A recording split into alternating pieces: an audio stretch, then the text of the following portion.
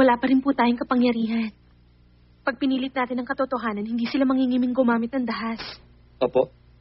Tama po yun. Sapat na po na may isasama natin sina gobernador sa Sorabol.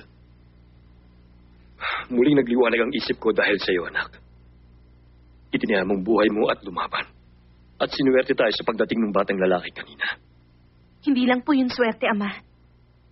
Niligtas ako ng batang lalaking yun. Siya rin na nagpabago sa akin. Ganun bang nangyari? Ama,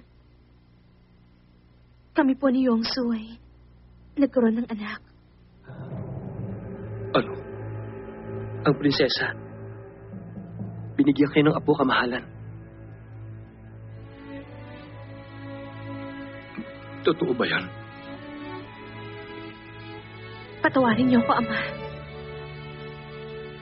Dahil hindi ko po kaya nung isilang ang aking anak kung saan ako nawalan ng asawa at kapatid. Hindi. Tama ka. Hindi mo kailangang humingi ng tawad. Nauunawaan kita. Ipilitin ko makabangon muli. Pangako yan. Ipunin natin muli ang mga dating tagakaya na nagkawatak-watak nang mawala si Muno. Hindi ito magiging madali. Hawak ni Michelle ang ating hukbo at siyang namamahala. Pero sa ngalan ni Yongsu at ni Chonmyong at sa bago kong apo na nagbigay sa atin ng panibagong pag-asa, kailangan natin gawin ang ating makakaya upang mabawi ang sila kay Michelle. Mananatili po akong tapat at mananalig sa inyo, kamahalan.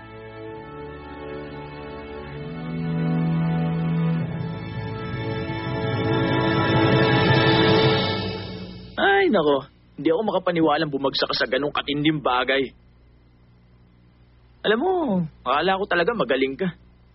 Sa bagay, hindi nga naman yun madali. Bakit kasi doon ka pa nilagay? Ay, nako. Ina, ako na mag-aayos ng lahat. Itataob ko yung mga yun. Lalo na yung mga... Tayo ang talunan. Ha? Pero ina, bakit niyo po? Magpalamig muna kayo sa ngayon. Naiintindihan niyo ba?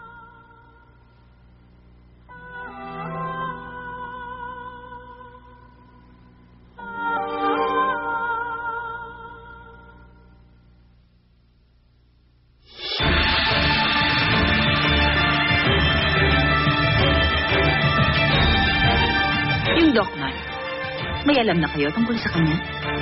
Wala dito yung lugar ni Mishi. Ba't wala si Dokman? Ang ganda.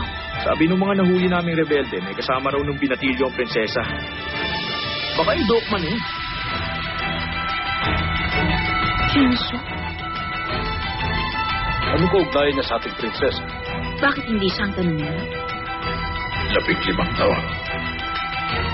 Dapat man pa, bumalik na ako sa aming bayan at hinarap ang kamatayan ko sa kamay ni Lady Michelle. Lady Mishi?